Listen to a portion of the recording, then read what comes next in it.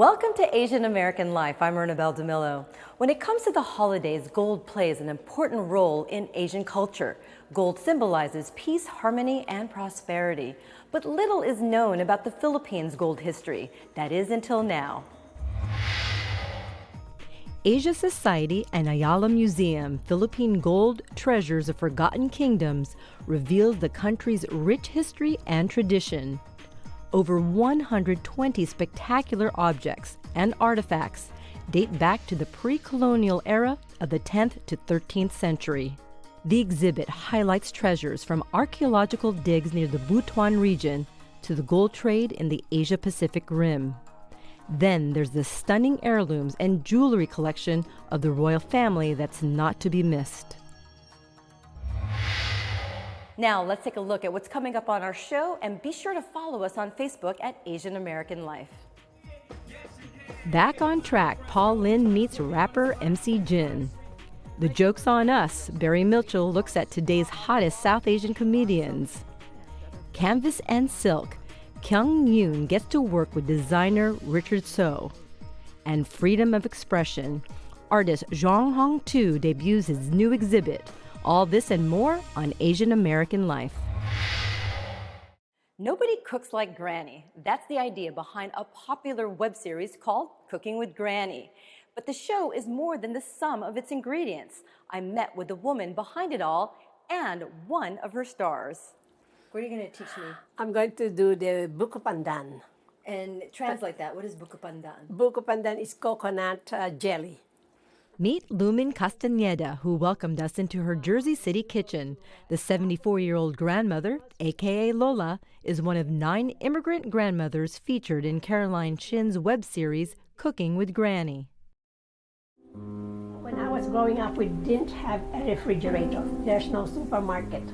So my mother used to wake up at 5 o'clock. What was it about Lola Lumin that you said, this grandma needs to be on my show? Well, as you can tell, she has tons of charisma, right? And it translates on screen, so I needed to have her just based on her appearance and her personality alone. What really got to me was that she was a public school teacher in the Bronx after living in the Philippines. Shin's grannies have more than just recipes to share. They also have stories. That's the secret ingredient to Shin's show. We don't know where. Try to go out of war, but on the way, a lot of time they bomb us. Stories like Nina Ishkin, who survived the siege of Leningrad. My show really documents the lives of very strong survivor women. So whether it's surviving a war, which is the case of the Russian Jewish grandmother or my own grandmother, or also not simple, but the more general hardship of immigrating to New York. Or in the case of Grandma Louisa, it's about surviving domestic violence. Shin came up with the idea for the show when she was in grad school. She wanted to preserve immigrant culture through food. She raised funds through Kickstarter, and her first couple shows starred her very own grandmother. Hey guys, welcome to another episode of Cooking with Granny. Hello. So today we're going to be making something really simple. It's just going to be pork belly with a sesame oil dipping sauce. Viewers learn how to make a popular Korean dish while also learning what life was like for those living in Korea during the war when the Soviets occupied the North. 이북에서 응기라는 데서 살았거든. 거기서 전쟁이 나가지고 한국 사람은 다 쫓기가. It's an interesting combination of storytelling, but for Shin, it's what makes her show stand out from other cooking shows. She also shows us just how resilient these women are and how happy they are to share their favorite family recipes, because food is what connects us all. The food is very important in the Filipino community because the grandmother, the mother, and then your aunties, they're all cooking. But today, she's cooking for us, a party and holiday favorite in Filipino homes, buko pandan. This is what I use for the jelly. This is the jelly. This is alsa gulaman. And that's why sometimes it is called pandan gulaman. And we're going to use the coconut This one is the coconut gel. This one is the sugar palm fruit. And then we're going to mix it with the Nestle table cream and a little condensed milk and the pandan concentrate. First, she makes the jelly, adding water to the powder and waits for it to boil, about 15 minutes. When it starts boiling, she adds half a tablespoon of the concentrated pandan. Pandan is a tropical plant. When that's done, she pours into the mold and waits about 20 minutes for it to set. In the meantime, she mixes the ingredients: the sliced coconut meat, 1 can of coconut gel, the sugar palm fruit, the Nestle table cream, and condensed milk. All these ingredients available at your local Asian grocery store. Then the mold is ready, and she slices the jelly into bite-sized pieces and then mixes it all up. And there you have it, buku pandan. It's ready to serve and eat with friends and family.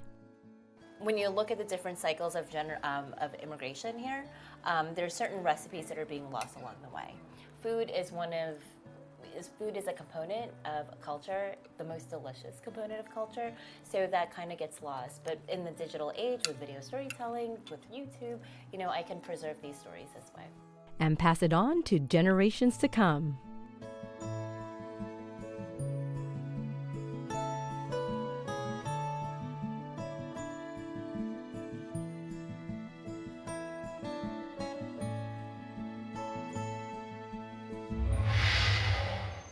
I'm Paul Lynn. He got his start in New York and now he's back. An update on renowned rap star MC Jin. He's making headlines and he's developing a career as an all-around entertainer with music as just a part of it. It's just arriving at a point where I'm like, maybe the music thing isn't the centerpiece anymore and it's getting shifted out and it's being replaced with something else. Consider it a fork in the road for this influential Chinese-American rapper. His latest album, 1459, makes reference to the final second of one's 15 minutes of fame. I look back on my career, there were ups, there were downs, and definitely arriving at a point in life where I'm asking myself, like, what does it all mean? Did you accomplish what you set out to accomplish? Fans know Jin as the first Asian-American rapper to be signed by a major record label, Rough Riders, at the age of 19. That was 2002.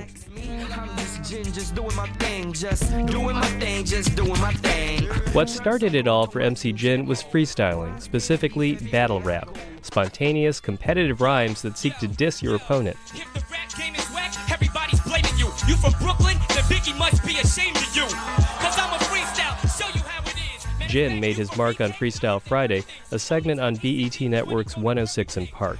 An Asian rapper winning 7 weeks in a row got the attention of the hip-hop world. It also prompted challengers to mock his race. Jin's on-the-spot comebacks became legendary. You want to say I'm Chinese, Sonny? Here's a reminder. Check your Timbs, they probably say made in China. Jin went on to make the show's Hall of Fame, earning credibility and access to some big names in hip-hop. Wyclef Jean appears on Jin's first album, The Rest is History. Kanye also does a track with Jin. But that debut album didn't sell well.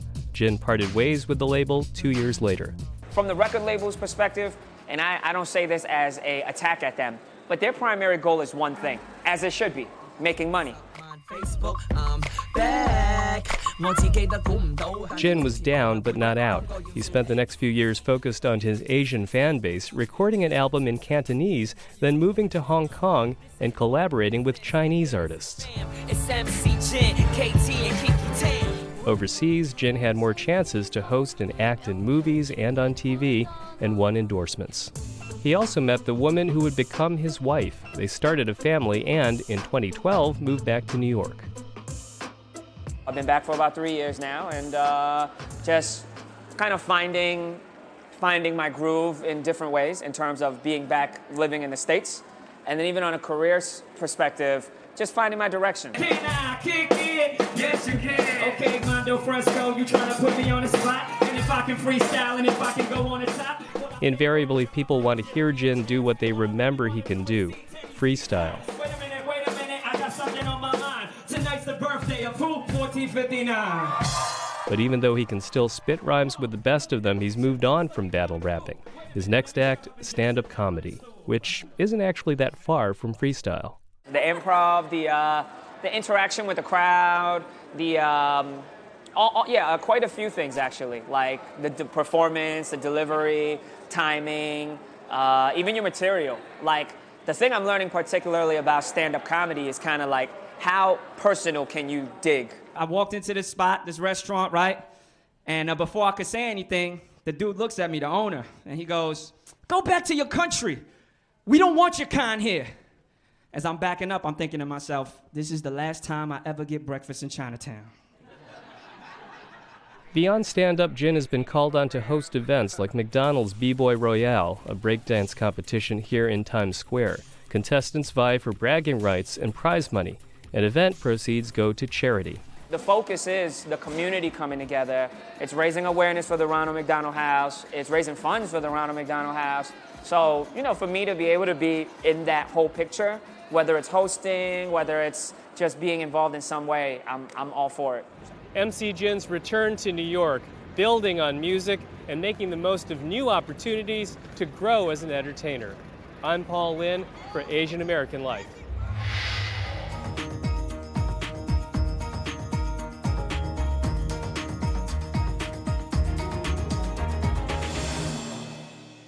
I'm Barry Mitchell at the Stand Comedy Club on 3rd Avenue and East 21st Street. Some of the biggest names in comedy today have South Asian backgrounds. Performers like Mindy Kaling and Aziz Ansari have achieved mainstream stardom. And increasingly, more of the new stand-up comedians are South Asian American. Two regulars on the New York stand-up scene are Subha Agarwal and Gibran Salim. I'll meet someone and I'll be like, "Hi, my name's Gibran." They'll be like, "Oh, nice to meet you, Muhammad." I'll be like, "What?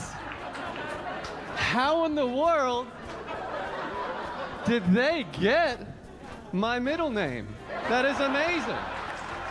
They'll call me Muhammad, they'll call me whatever, Jumanji, it'll just random stuff, and I just accept that. But I feel like people only hear what they're already expecting. I'm Gibran Salim. I was born in North Carolina, and I'm Pakistani American. See, but you're just doing well on that math test because you're Indian. You're doing well on that math test because you're Indian. It's like, no, I'm doing well because my parents hit me. That's why. I was born and raised in a very white community, so I was definitely picked on and ostracized for being Indian. We moved into a more diverse community, and the Indian kids would pick on me for being whitewashed. So it was just one of those things where I didn't feel like I fit anywhere. And it was right around that time that Russell Peters had a clip go viral.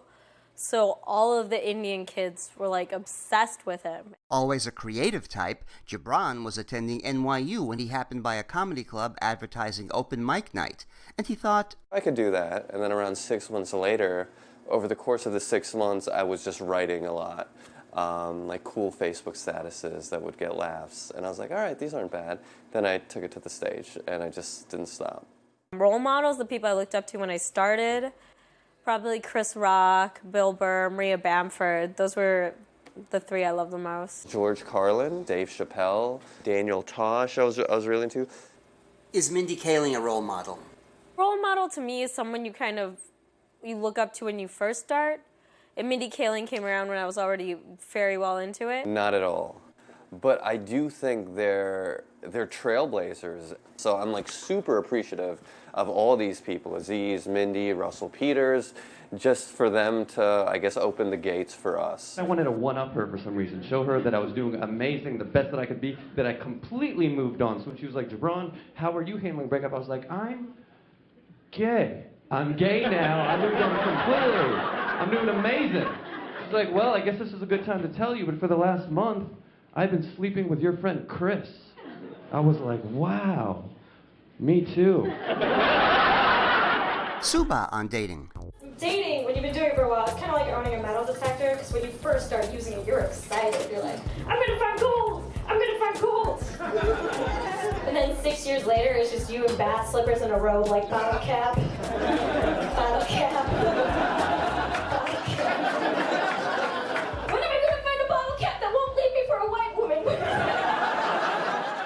actually left me for an Asian woman, but a white woman gets a bigger laugh because there's not as much of a difference between me and an Asian woman, at least in most people's eyes. And you have an interesting new project you're working on now. Yeah, it's a web series. It's called #Heroes. Let me go, and I'll give your phones back. No. Deal. What? No, no deal. It's about two amateur superheroes that try to take their superhero career to the next level by becoming bigger on social media. I don't think you can define success because with this you really have to learn to enjoy the journey. Like your career is something that's always growing and changing. As I evolve in comedy, I don't think I need to necessarily address ethnicity. I think human first, ethnicity second. As long as they're relating, to the actual humanity or just the human experiences I have them, that's ideal. And I'm Barry Mitchell, and you're watching Asian American Life.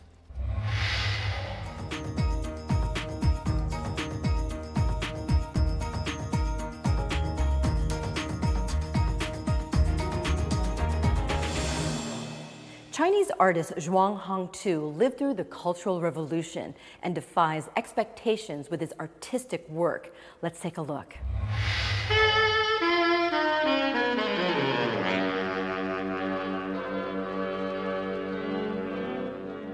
What I really care about is communicate between different cultures, the dialogue between different cultures. That's what I really concerned. Zhuang Hongtu was born in 1943 to a Muslim family in China just when Mao Zedong rose to power. His dad was considered an enemy of the people. That made me now very upset when I recall my life in China, because I also want to be an artist, even when I was very, very young.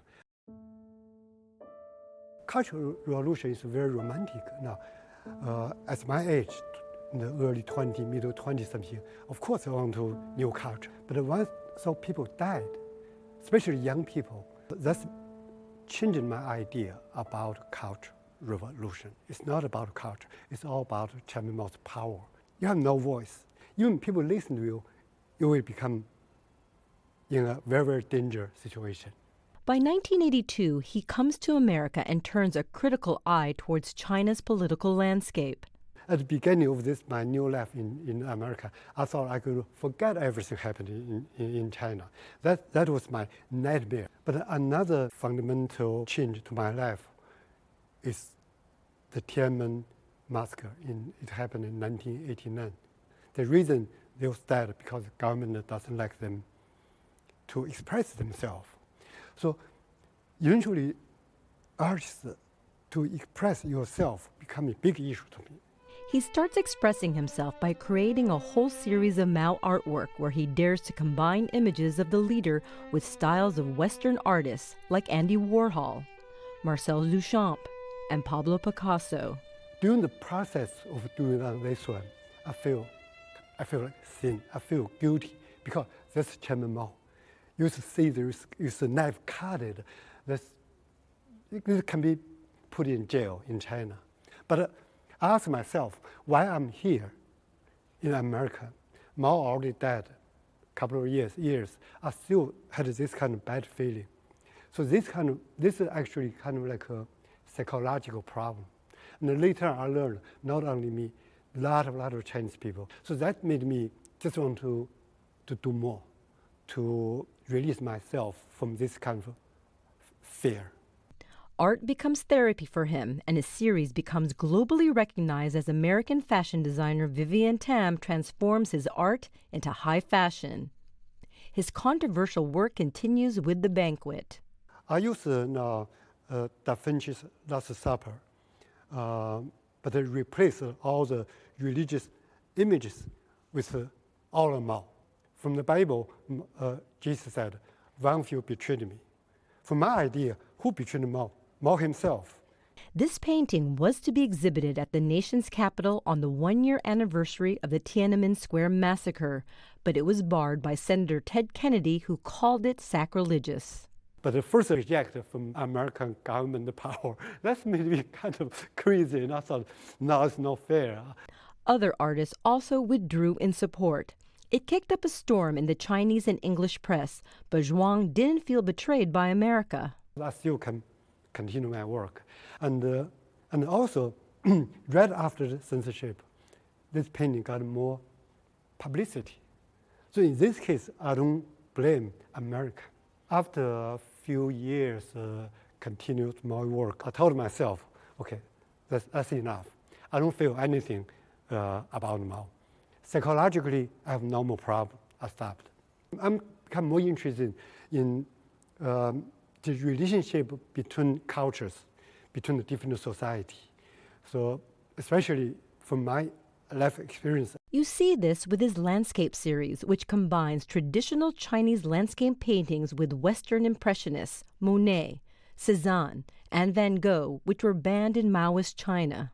We see this painting, and we can exchange our ideas. I say, oh, you see the line, the color of the Impressionism. I see the line and structure of the Chinese landscape. That we say, why this painting has so much multi-faces, and then we will create something dialogue. Zhuang's more recent work addresses global issues, specifically water pollution. Zhuang paints his own version of Mao Yan's famous water paintings, a Chinese artist from the Song dynasty. But in this case, the beauty from the colors come from the pollution in the environment. The main attraction of the Zhuang Hongtu retrospective is his enormous computer-generated rendition of China's impenetrable Great Wall. But this time, he has created gates to walk through. One word can start my talk: I hate war. To me, the war only the function divide people. After I moved to Queens, I know my neighbor from everywhere in the world. I know people speak all different languages. So I like people look at my work, look at this piece, think about the sharing, the communication, the dialogue between different people from different culture, different background. I like people think this way. I think that's really I dreamed about. This is Ernabelle DeMillo for Asian American Life.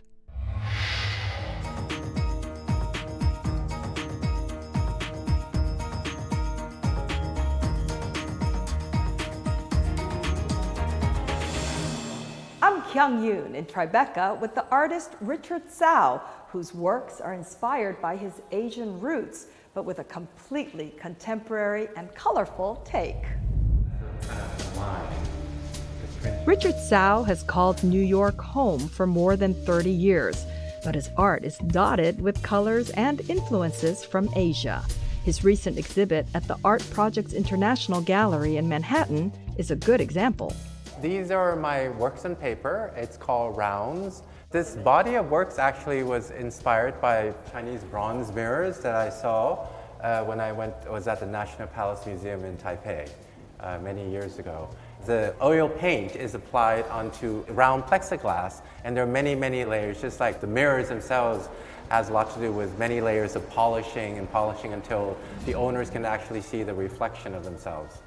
It's really a process that he takes so much care in making his art, and it's very sort of well thought out. Also has connections to his signature work that's produced in his studio he calls Flood Room. The Flood Room is where Richard Tsao has created his unique signature paintings inside a completely sealed and waterproofed studio that is kept heated at 110 degrees. His technique is like no other artist's. He mixes his own pigment and paint with marble dust on canvas. The pieces are soaked, dried, painted, and flooded in a process repeated over many years, a labor-intensive art form that creates an encrusted alchemy of colors and textures. They're bumpy. They're more like outer space terrain or landscapes that we see from satellite pictures. The process is very tropical in a way because I grew up also with lots of flood. I guess everything that I do in terms of my art or my design is very influenced from my childhood. Richard Tsao was born and raised in Bangkok, Thailand, a country flooded not only with monsoons, but with the vibrant colors of tropical flowers, food displays, and the hand-woven silks that he vividly remembers from his childhood. 13 years ago, on a visit home to Bangkok, he was inspired by the beautiful silks of his homeland to try his hand at a very different art form, working with fabric.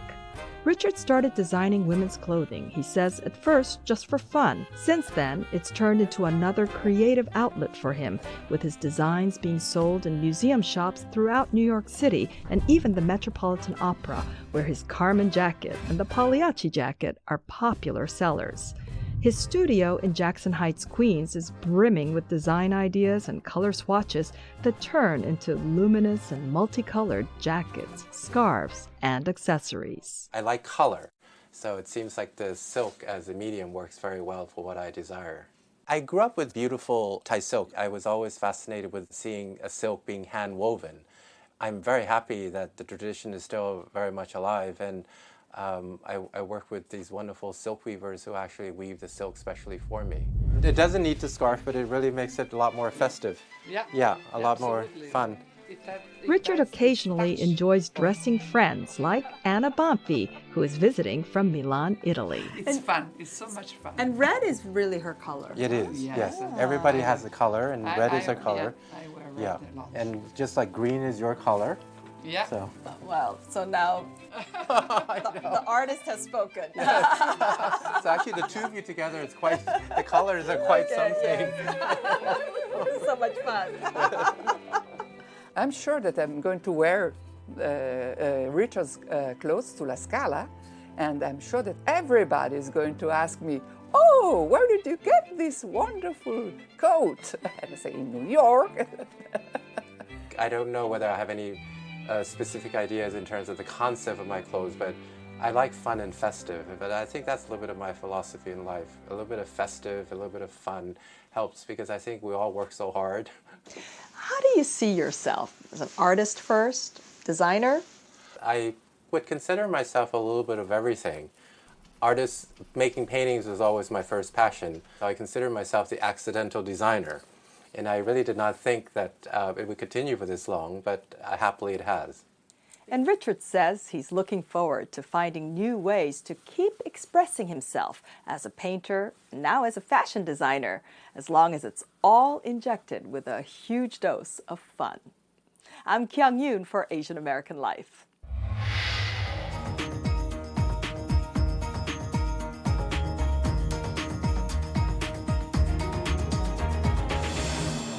That's our show for now. You can watch all our stories on our Facebook page at Asian American Life. And be sure to stop by Philippine Gold, Treasures of Forgotten Kingdoms, right here at the Asia Society through January 3rd, 2016. In the meantime, happy holidays, and we'll see you next year.